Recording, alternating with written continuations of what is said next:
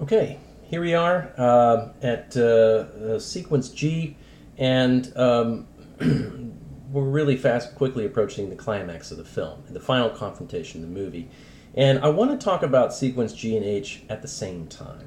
Even though they're two different sequences, I think it's important to understand how they work together, and sequence H being the last sequence of the film and sort of its role in tying up any loose ends or any sort of lines of conflict that haven't been addressed. Now, I want to talk about them together, particularly because of the two examples I've chosen.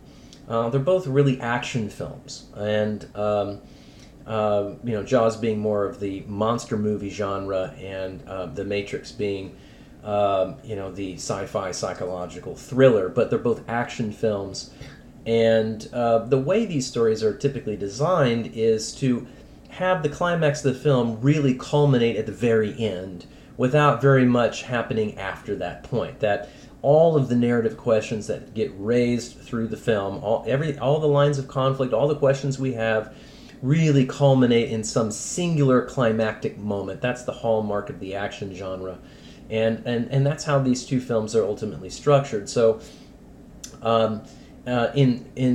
in the sequence approach, the sequence H is often defined as a sequence where the hero returns to the ordinary world after having accomplished something, after having, reached the climax, had the final confrontation, and resolved whatever remaining conflict there was in terms of the main conflict and their internal conflict. So that's two things that really happen at the end of sequence G, which is the resurrection.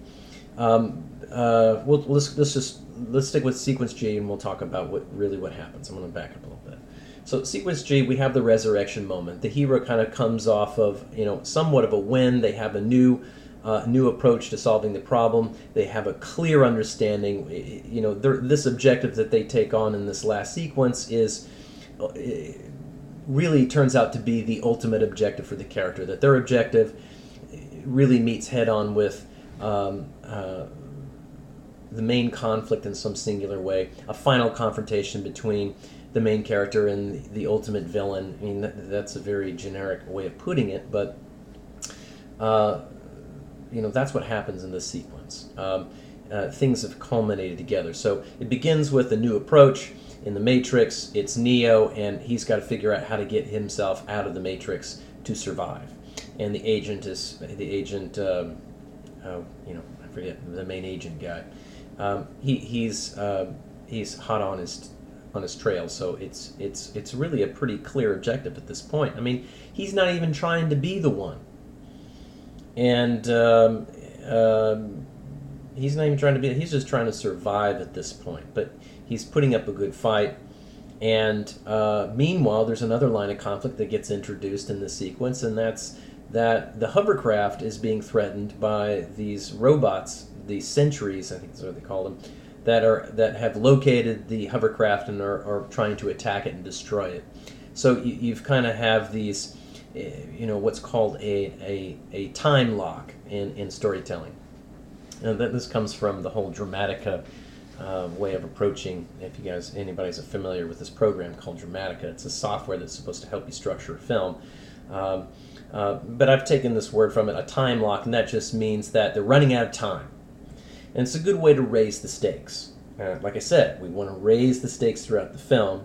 It's no wonder that at the final climax, the final confrontation of the film, some new aspect of conflict arrives to really limit how much time is left in order to achieve the task.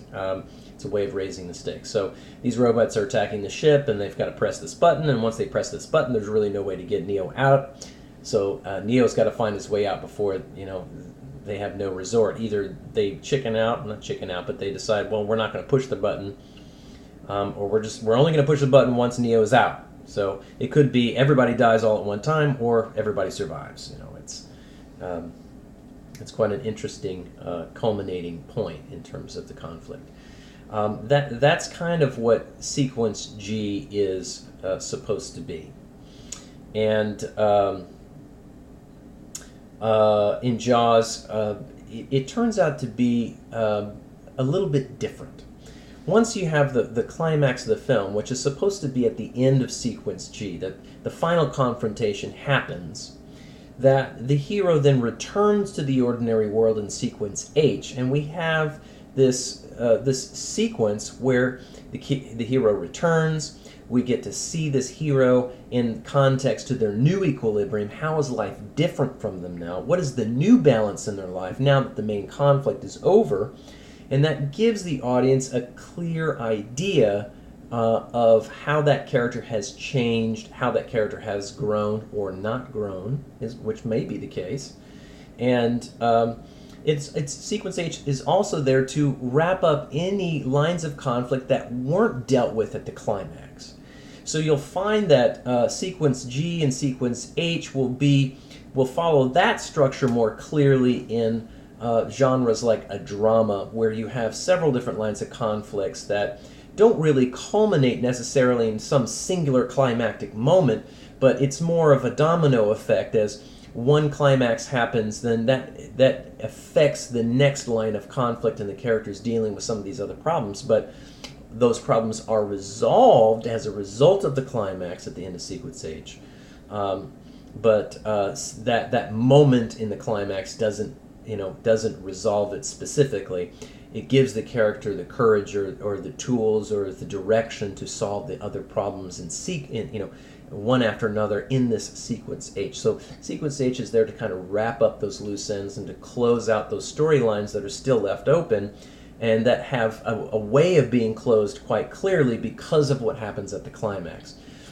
We talk about causality in storytelling, that there is a cause and effect relationship from one moment to the next in terms of what a character is trying to do. What action do they take? What is the reaction to what they do? And how does that character then take on a new objective or a new action to try to continue to solve that problem? There's that simple relationship, that causality relationship, that needs to string together clearly from the beginning to the very end of the film.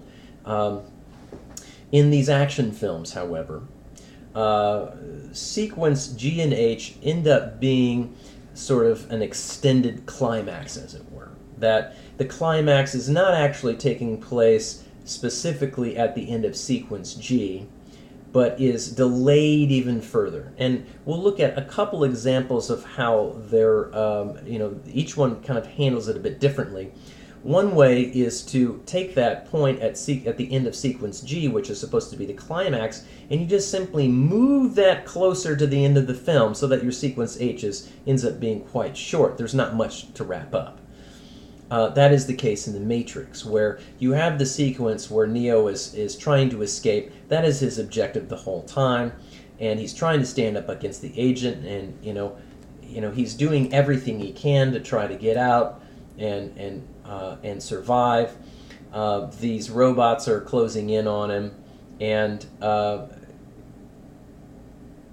one other line of conflict that gets resolved at this point is the fact that Trinity admits that she too has the truth that the Oracle gave her. And it's not just Morpheus that believes in him, that Trinity believes in him. And because there is been set up throughout this whole film this expectation that these two are going to get together, that these two are going to fall in love, that these two have feelings for one another, that the storyteller is really being very crafty at getting us even more emotionally involved in the outcome of the film, because Trinity believes it, because now what's also at stake in the story is their love, raising the stakes once again. It's now clear that if Neo survives, not only will he protect Zion, but he gets the girl too, and I can't help but get behind that. So we see that happening at this point, and we're quickly approaching the end of this film, and simply because that plot point, that's the climax of the film that is supposed to occur at the end of Sequence G, is being pushed and delayed further in the story, to the point where we have this moment where Neo is shot, which is what we assume to be failure. It's assumed that he fails. And that sort of is somewhat of a twist in the plot, in the sense that this is not what the audience expects. This is not what the audience wants. And the storyteller certainly has something, one other trick up the storyteller's sleeve, one other culminating aspect of the story, and that is the revelation that Neo is in fact the one, and this is how he makes that discovery. Trinity whispers, "I love you," and he comes back to life, and he is suddenly now, empowered with the ability that Morpheus had so much faith in, that the Oracle ultimately knew would be true, and whatever Neo was waiting for, the time has come, and he now has the power to defeat the agents and protect Zion. And we have the end of the film. And the only thing that, if there's any aspect of Sequence H, it's this moment right here where Neo makes a call, and here he is back in the ordinary world. It's a very short sequence. And, he's back in the Matrix, and he's now empowered, and he makes a call, and he basically, delivers the threat that, he's there now, he is the one, and he's going to address the problem head on. So that's ultimately how we end the film, and that sequence stage is very short. In Jaws, the structure is a little bit different, in the sense that the climax of the film doesn't take place at the end of Sequence G. Sequence G is really just another attempt to kill the shark. It's just another sequence where they try a strategy. And in this sequence, Quint, they kind of go back to putting more barrels in the shark. They try strapping the shark to the boat, and the shark is, proving to be more and more powerful than they expected, to the point where Quint is totally freaked out. He is freaked out, and he basically puts the pedal to the metal, and he's going to run back to shore. I mean, Quint is running from the shark at this point. And that is totally unexpected. And what happens at the end of Sequence G is the boat breaks down. They can't run anymore. That the shark is there, the boat is stuck out in the water, and they've got to come up with something new. And that's basically what happens in Sequence G. Sequence H in Jaws turns out to be truly the final confrontation. Another sequence where Hooper, decides he's going to get in his little cage, and their new strategy at this point is Hooper's going to try to inject poison into the shark. Well, that doesn't go well. Hooper, the shark destroys the cage. Hooper swims away. The poison spear is lost. And a little dramatic irony takes place, because Brody and Quint don't know that Hooper has actually survived this thing. And, I don't know that it's entirely clear that the audience knows that he survives it per se, but they see him swim away down to the reef. And it's just left with Brody and Quint to, really face the shark at the very end. So this is them in Sequence H, the final sequence. Brody, goes into the shark cage.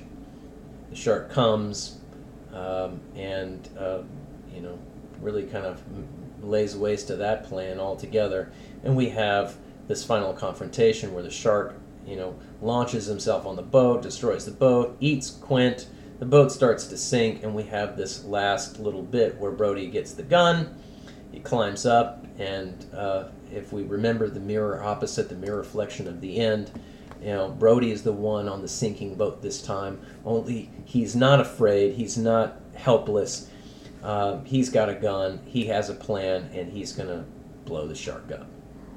And, if there's any sort of return to the ordinary world, it's this last little moment where Hooper comes back, reestablishes the relationship, and they more or less, swim home. And how do we know that this is... How do we know that this is a, solves one last remaining question? It does wrap up. This just the scene by itself wraps up technology just really doesn't like me very much. I don't know what's going on here. Anyway, they're swimming home with these barrels, and it answers one last question, and that is Brody's comfort with his situation. In the very beginning, when he first got on the boat, he was wearing that dinky little children's life jacket. I mean, this guy was terrified of being on this boat. He was terrified of the water, and we knew this from the very beginning. He didn't want his kids in it. And here he is at the very end, and, you know, he's strapped a couple of barrels to a board, and he's swimming home and making jokes. I mean, talk about a transformation in terms of a man and his comfort with the situation. I think that we feel like by the time he returns to shore, that Brody is going to be, you know, quite a different sheriff to the town. You know, that's, you know, more or less what sequence H is supposed to do, is resolve those last little bits. You know, that's sequence G and H kind of wrapped up in a nutshell in terms of their relationship to one another. We'll have one last video before we close out the series, and it will be sort of a conclusion that talks about, you know, putting these pieces together and making sure we understand in a broad sense how the story is told and how the sequence helps us, the screenwriter, develop an idea. It's not just a tool for deconstructing a film, it's really a tool for helping us make really strong, sound decisions about how to piece the story together in a way that forms a clear and engaging story in the mind of the audience. So hold on tight for one more video, closing out the sequence approach.